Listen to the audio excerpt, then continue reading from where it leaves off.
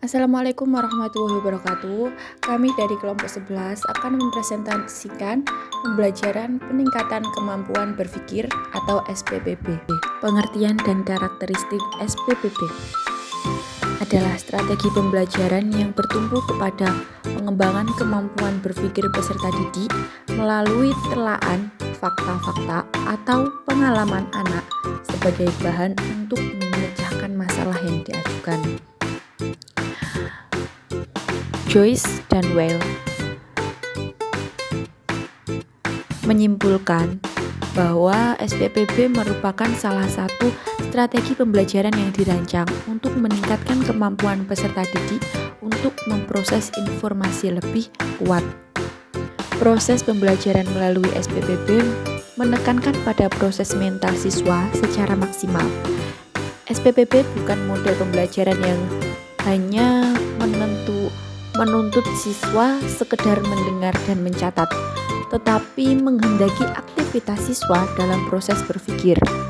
Hal ini sesuai dengan latar belakang psikologis yang menjadi tumpuannya, bahwa pembelajaran itu adalah peristiwa mental, bukan peristiwa behavioral yang lebih menekankan aktivitas fisik. Artinya, setiap kegiatan belajar itu disebabkan tidak hanya peristiwa hubungan stimulus respon saja, tetapi juga disebabkan karena dorongan mental yang diatur oleh otaknya.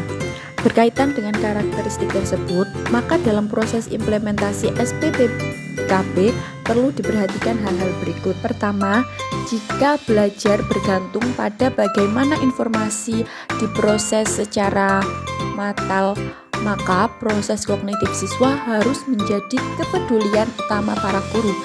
Artinya, para guru harus menyadari bahwa proses pembelajaran itu yang penting bukan hanya apa yang dipelajari, tetapi bagaimana cara mempelajarinya.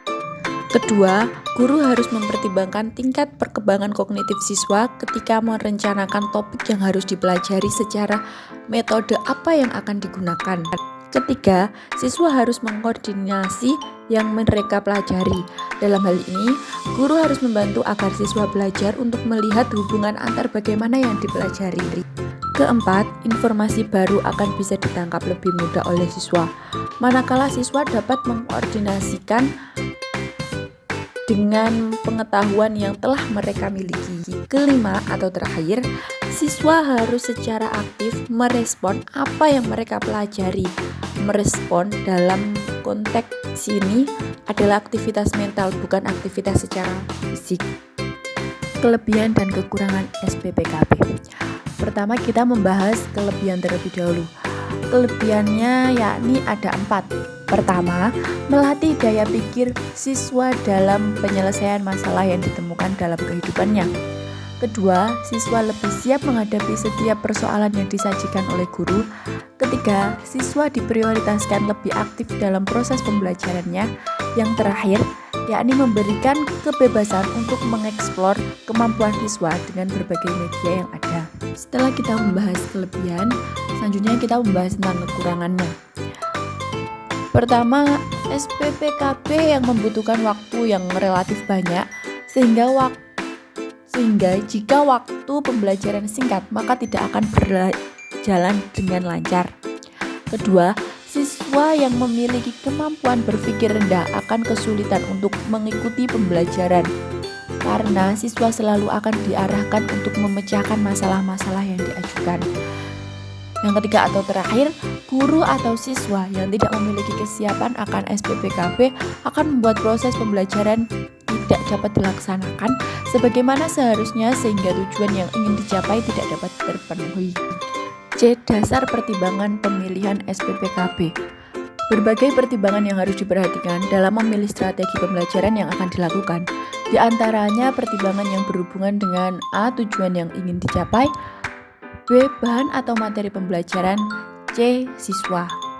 D. Langkah-langkah pelaksanaan strategi pembelajaran SPPKB. Pertama atau A.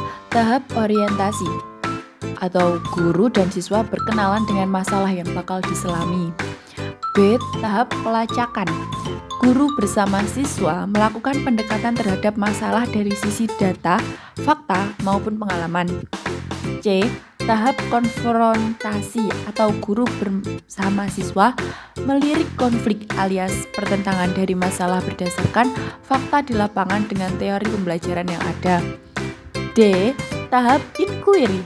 Siswa yang diajak untuk mengumpulkan sebanyak-banyaknya informasi untuk kemudian dianalisis dan ditelaah berdasarkan fakta dan pengalaman.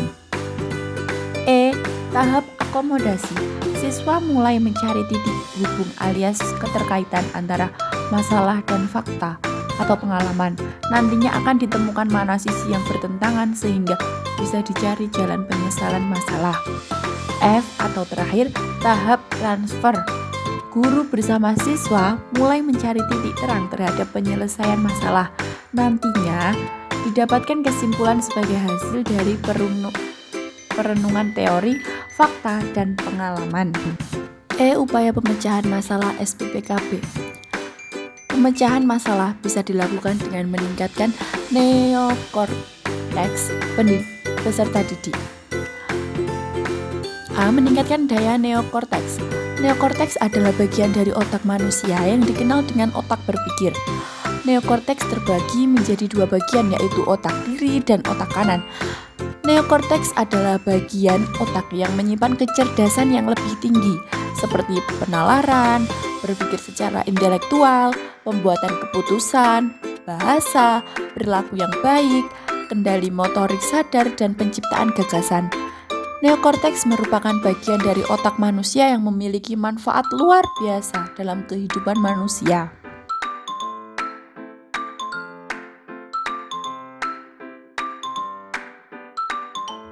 B. Meningkatkan kecerdasan multiple intelligensi.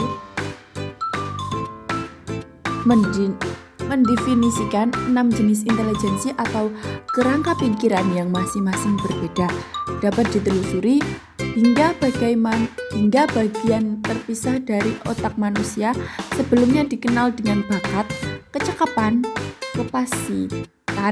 kapasitas, kemampuan atau kekuatan manusia, tetapi tidak disebut intelijensi kecerdasan. Nah, sekian presentasi dari kelompok 11.